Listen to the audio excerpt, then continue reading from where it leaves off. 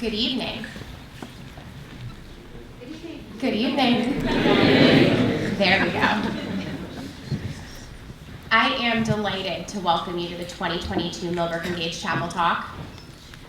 Before we begin, I would also like to take a moment to acknowledge our special guests that we have in the room, which include benefactors of this important and mission-centered program, parents who have supported our students in their commitment to their summers of service work, and representatives from some of our students' respective not-for-profit organizations. If they join us in the front row, thank you again all.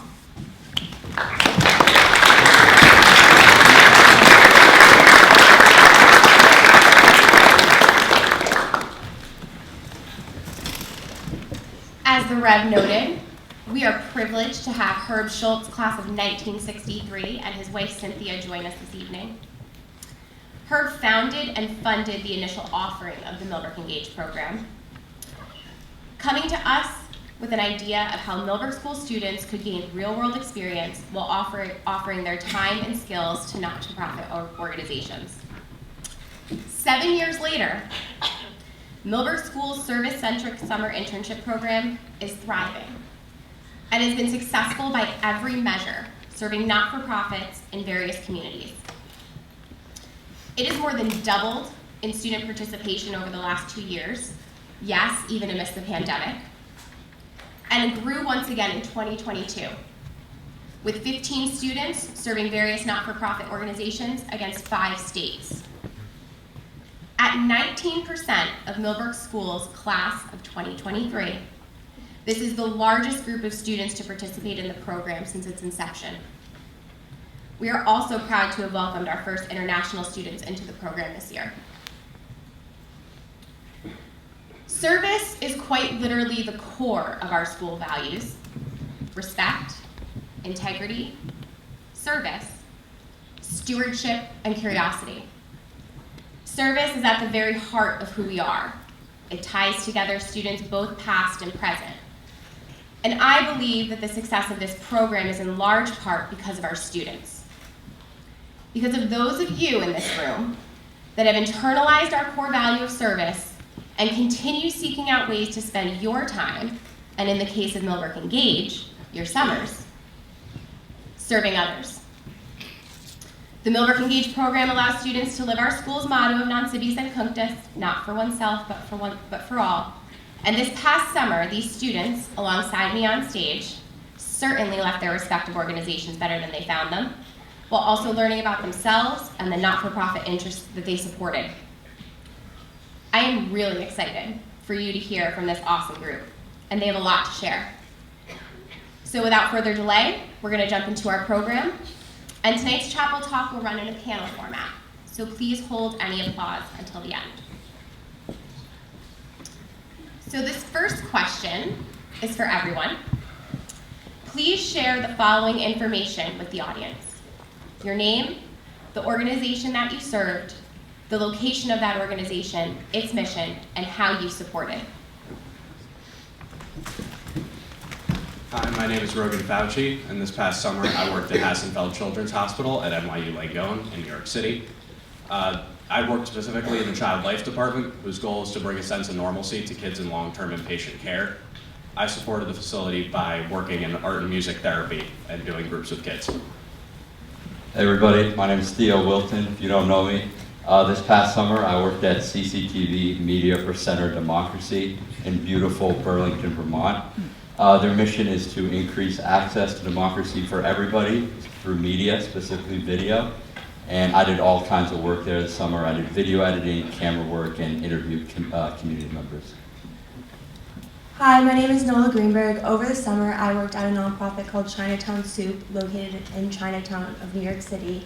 And their goal is to instill neighborhood pride by using art as a medium, and I helped with social media content and with grant work.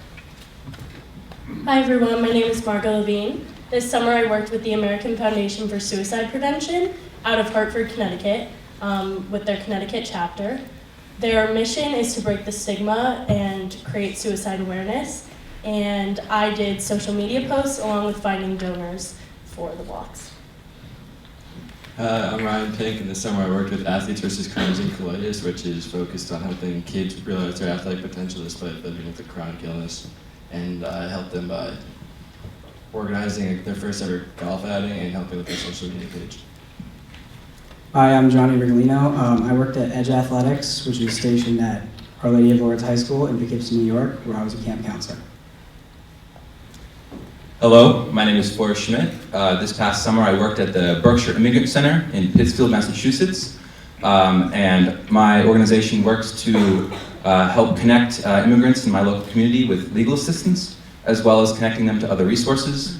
And I worked directly on cases, so I sat in on meetings, and I did paperwork and other things. Hi, my name is Sophia DeStasio, and I work with an organization called Hope on a Mission. During my internship, my responsibilities included preparations for an online thrift store, seeking sponsorships, and working with a crew of volunteers, all to accomplish the goal of restoring dignity in and around the lives of the struggling homeless and drug-addicted population. Hi, I'm Maddie Bachniak. Over the summer, I worked at Danbury Hospital, which is located in Danbury, Connecticut, and I helped to supervise patients after they come out of surgery, and I also helped to bring cancer patients to chemo infusion, radiology, and radiation. I'm Toby Morrow. I worked in the Department of Media Studies in Poughkeepsie. Our mission, or our goal, was to find healthier ways to use media. Hello, my name is Cosmos Brandenburg. I work with the Lenape Center, which is a Native American organization working on education in New York City and the Hudson Valley. And I helped by sitting in on meetings, and I helped edit an anthology that we put out. Hi everyone, my name is Lucy Lee. I work at an organization called ACAP, standing for Association of Chinese American Physicians, located at Flushing, New York. It is an association that creates a bridge between patients and physicians and create opportunity for Chinese physicians. And I work there as an assistant nurse, front desk worker, took vitals and EKGs for the patients. Hi, I'm Anne Najork, and this summer I worked at Hudson Valley SPCA, which is a non-kill animal shelter in New Windsor, New York, and their mission is to protect and serve the abandoned or rescued cats that come in and to find them loving homes. Hi, I'm Nick Chen. I work as a King Manor Museum at the Jamaica Avenue in Queens. I work as a docent to giving a free tour and a writer helping with the climate change program about 19th century deforestations. And our organization mission is to giving the free tour to the nearby community service and community and spread the idea of the anti-slave of Breakfast King. Thank you. My name is Hannah Kuhn. I work at the Trevor Zoo, located across the street in Millbrook, New York. And the zoo is AZA accredited, which means that their mission is to be held to the highest standard of animal care and educate the public. And this summer I helped them by doing a research project with their marmosets. Marmosets are small primates that are essentially a cross between a rat, a squirrel, and a lemur. They're pretty cute. Thank you.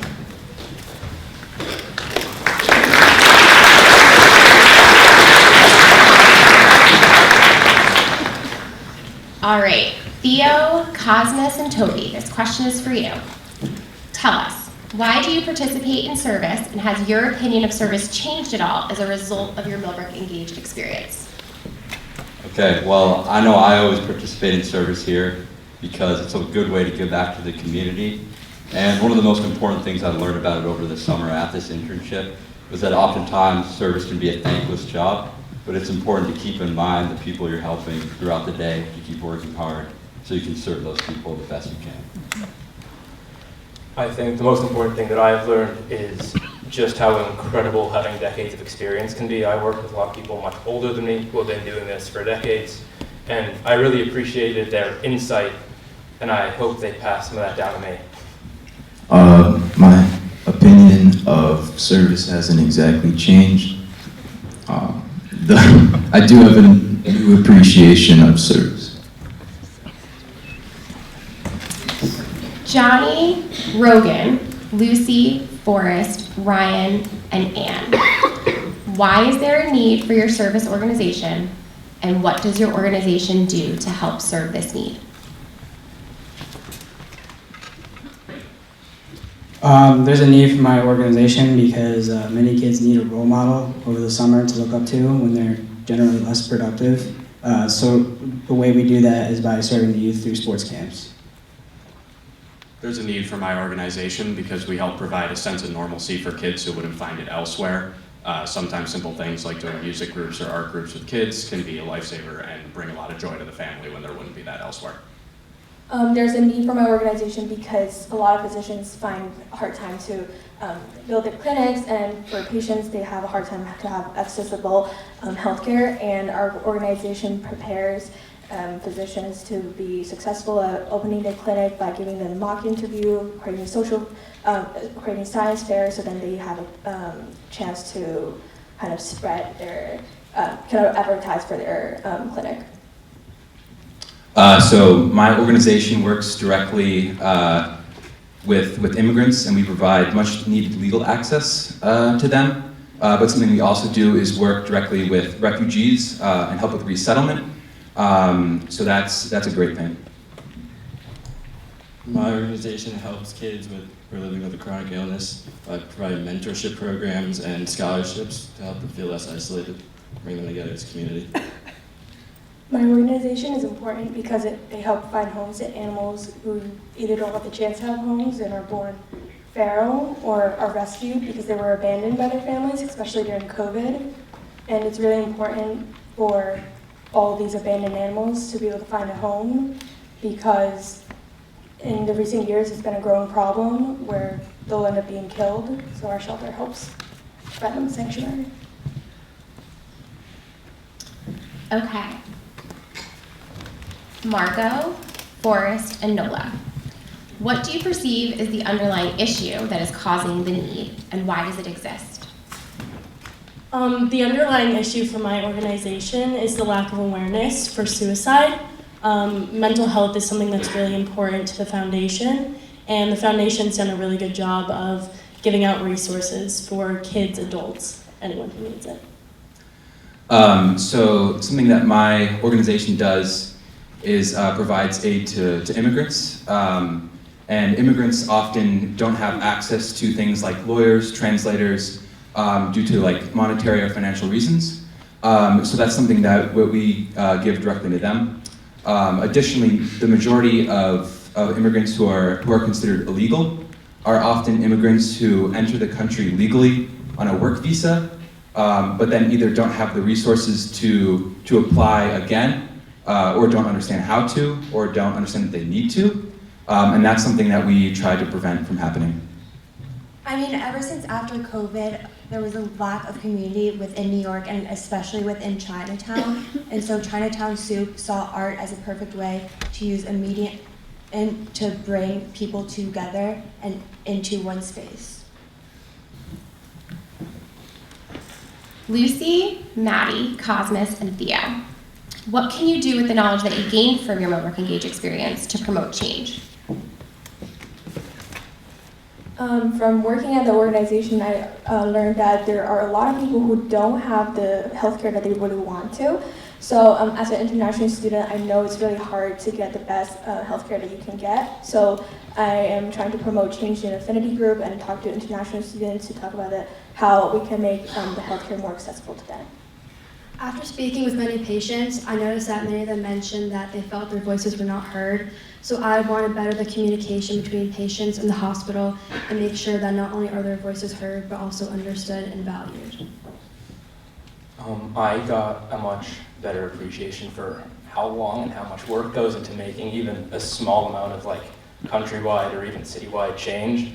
And I want to take that with me when I go forward and just set reasonable goals instead of trying to jump the gun, kind of.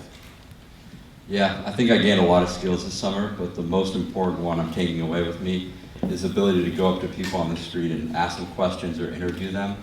So in my last week in the office, they gave me a project to go interview any community member I wanted. And the only criteria was that it had to be something I was passionate about. So I love professional cycling. So I went out, I found the best professional cyclist I could. I walked into his work. He worked at a bike and ski shop. And then I asked him if he wanted to come into the studio and be interviewed by me. And so that skill is really gonna be useful for me this year as my work as the editor for the silo. Theo, you're back up. As are Hannah, Ann, Toby, Sophia, and Nola. Did your experience at Millbrook help prepare you in any way for this experience? If yes, tell us about it. Yeah, so one thing I've learned at Millbrook is that a lot of times teachers just throw assignments at you without a lot of explanation behind it, especially in math class. And so that really helped me doing camera work over the summer. Like the first few times I was working the cameras, I was getting instructions over the headset about like where to pan, how to get the right exact shot for the guy in the booth. And so just having that experience of being able to learn on my feet and be a quick learner was useful. Hannah? So I started volunteering at the Trevor Zoo when I was 11, which was a little early, but thank you to my mom for sneaking me in. And so I've had 6 years of experience in the zoo. But the way that Millbrook, the school specifically, led me to this opportunity is that we offer a ISR class, which stands for Independent Science Research, for seniors. And I learned about that class when I came here as a freshman. I thought, that's so cool. I'm never going to be able to do that. And then as I rose up, I was like, I really want to do that. And I really want to combine my passion for the animals at the zoo with this research class. So MillbrookEngage and Millbrook curriculum gave me the opportunity to combine my passion for animal care and professional research in a meaningful way. I am also taking ISR at the zoo, and my project is at the zoo, and my experiences at the Trevor Zoo in the past 4 years have definitely experienced my ability to fulfill work at the cattery. Over the summer, they let me take home 6 kittens to foster for about almost 2 months because they were 2 weeks old when we got them, and they lit up our family's lives and was probably one of the best experiences and my highlight of the summer. So Millbrook prepared me in that way for being able to build connections with both animals and the staff down at the zoo. My experiences that focused on analyzing and outlining material, as well as time management, helped prepare me. Obviously, Millbrook has taught not only me, but all of us as students to be independent, but more importantly, it helped me find my passions, specifically of art. Before my 4th form year, I had never even picked up a camera, but after I took darkroom photography, I always have a camera on me, no matter what. Okay, Sophia, Maddie, Margo, and Forrest. Has your opinion of the issues that your organization serve changed or been affirmed in any way because of your service experience? I'd say my opinion has 100% been affirmed as a result of this experience. I was able to witness firsthand homelessness and drug addiction, and it was really interesting to experience the ugly reality that we live in the city of Poughkeepsie especially. And then I was able to have conversations with these people, and they could tell me their challenges, and then when I'd see them the following week at a Tuesday night outreach service, I could only hope that the challenges would be resolved. And I was also really amazed at the commitment of the volunteers that would come out and help. I would say my opinion has been affirmed. After spending time with cancer patients and talking about their experiences, I realized that I wanted to devote my career to becoming a physician, helping to research cancer in order to help them and their families during this time in their lives. My opinion has 100% been affirmed. This summer, while I was working with other volunteers along with people who have been impacted by suicide, I learned so many different stories with so many different views of the issue, and that was really helpful to get the whole mindset. Yeah, my perspective have definitely shifted after working this summer. My kind of understanding of like the immigrant perspective and why people often, upend their lives in order to seek better opportunity. And this definitely it really impacted me after listening to their stories. Thanks. So one thing that the audience might not know about these questions is that they're actually self-selected. We don't assign them. And part of the reason I said this group is so awesome is because they were literally fighting over questions. This was one of the more popular ones. Sophia, Ryan, Hannah, Rogan, and Johnny How is your life different or similar to that of the people that you and your respective organizations served through this experience? I only live 25 minutes away from Poughkeepsie, and my life is very different from the people that Hope on a Mission serves. It's made me a lot more appreciative of the opportunities and experiences that I've had at Millbrook. It is true when people say that never in your life will you have so many people that care about you all in one place than at Millbrook. And I'm also really appreciative of the opportunities that my parents have given me. Yeah. Yeah, as someone that has Crohn's and has been like involved with ABC for the past 4 years, I found that like it's rewarding to be like give back to kids that are going through the same thing. So I've been in their shoes and just seeing the smile on their face.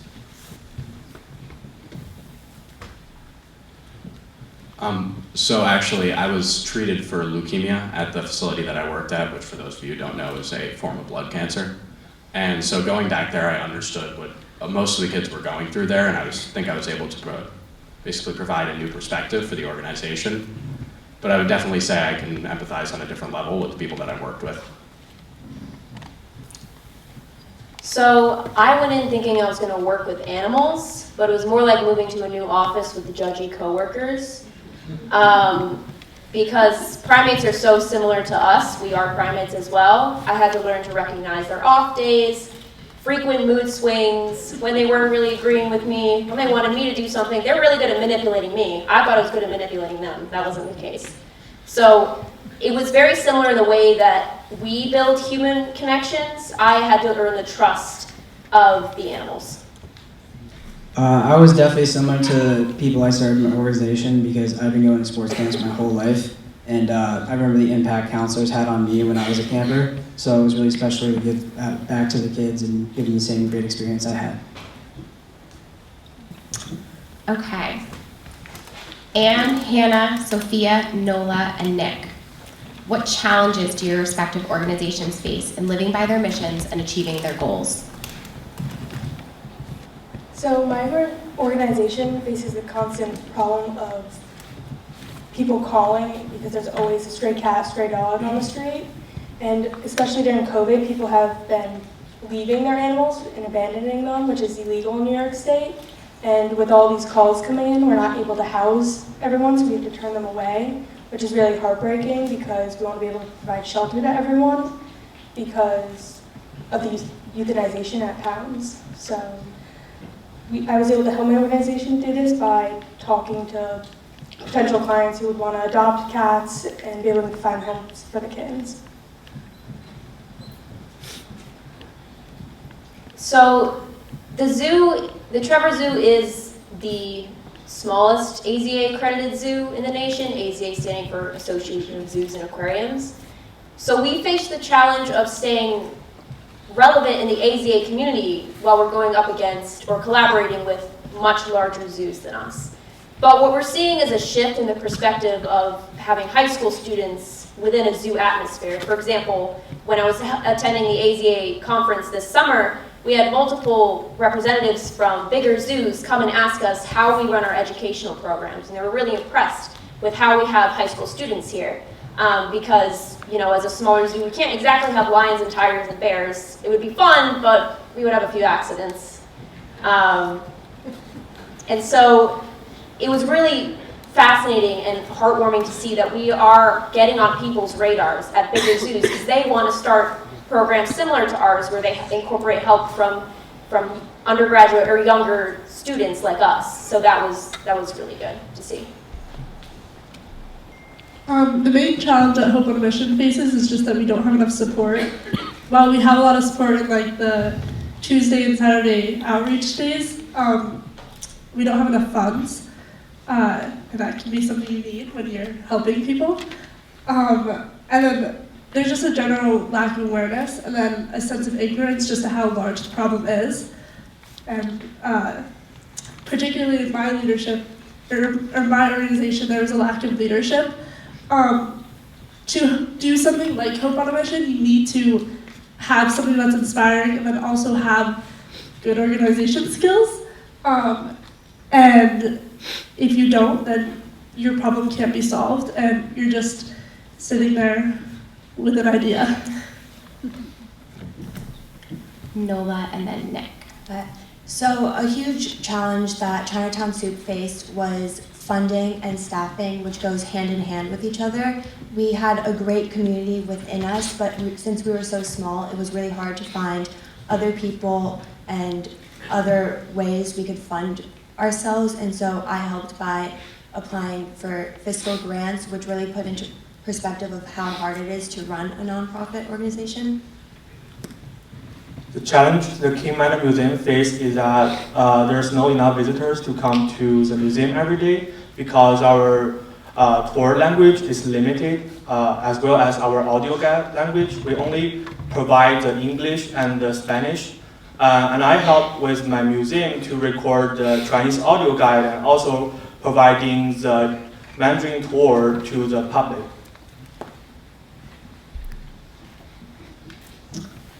Okay, Margo, Maddie, Johnny, Rogan, Lucy, Cosmos, and Nick. How are you different as a result of this experience? And or what did you learn about yourself? The first thing I learned about myself is I really hate doing online work. Sitting on Zoom and doing spreadsheets is not as fun as you would think it is. The next thing I learned is that recovery is not linear. So recovery looks different for everyone, and working with so many volunteers that really care about the effects of suicide helped to show that. During my time at the hospital, I got to talk to doctors, nurses, and patients, and through that, I got to learn about their experiences and their role in the hospital. So now I feel I have a better understanding of the hospital environment and medicine and world of medicine as a whole. For me, I definitely think it shifted a lot of the narrative that I cast over my childhood when I was younger, and especially as I got older. And it helped remind me how good it feels to give back, especially considering my connection that I had to the place where I was working. And it also helped remind me of the good times, even though there was an immense amount of struggle. Lucy, Cosmos, Nick, and then Johnny. I actually learned that I really like working with people who share similar cultural backgrounds and share similar story with me. I actually thought, before I worked at ACAP, I thought that I would like to work alone or just work with a small group of people. But after that, I learned that I really like talking to different people, and I'm also more determined to go onto a pre-med track in the future. I know I've talked a lot about what I've learned, but I've learned a lot, so I'm going to talk more, I think one of the biggest things I learned was and that has changed about me is I'm much more insightful now. As my English teachers would say, I can delve deeper. So when I'm talking to somebody, it's not just, basic questions. How are you? What is your name? What do you do? Although I did do a lot of that, don't.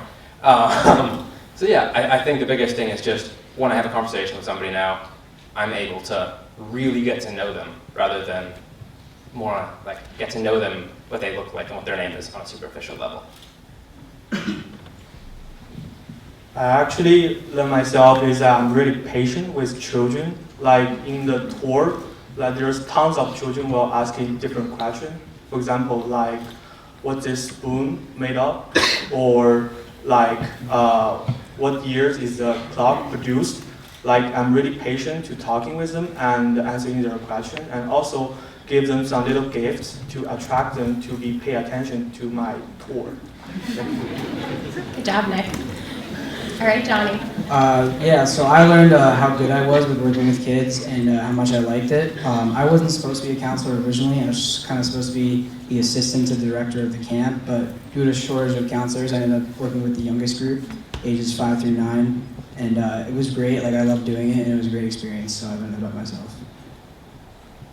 All right, the final question for everyone. How would you motivate others to become involved in service experiences like you had? What would you say to them? Find something you connect with on a personal level. It'll make it a lot more fun and more fulfilling for you. Keep in mind all the people that you're helping with your work. Service is not only a good way to help your community, but a good way to learn about yourself. Starting locally is really important because you see the impacts of the people that you may be close with, and then you can move to a more national scale. Don't be afraid to reach out to people that you know but are more distant with. Find somewhere in your community that impacted you and give back. So the priority is definitely to help others, but it can also be an opportunity to try something new, like I did, and have it become a life-changing experience for you. Find something that you're passionate about, because if you're not, then you're just not going to have any drive to help with the cause. I say just find a hobby or interest you have, and not only a service, a rewarding experience, but you learn a lot about yourself. I'd say to focus on an interest and find a way to pursue it creatively. I would say following your interests and your curiosities can oftentimes create a passion. Ask yourself what you need and help those who have the similar need. Keep an open mind and trust yourself. Not afraid to give suggestions to organization and help improve your organizations. Doing research as a high school student can be really daunting, but if you have a burning question and the resources and the support system behind you, totally go for it. And also, coincidentally, if you ever find yourself in life doing research with marmosets, there are 2 things you need to know. 1, you will get peed on, and 2, no matter how many showers you take, you will always smell like them. Just do it. Thank you.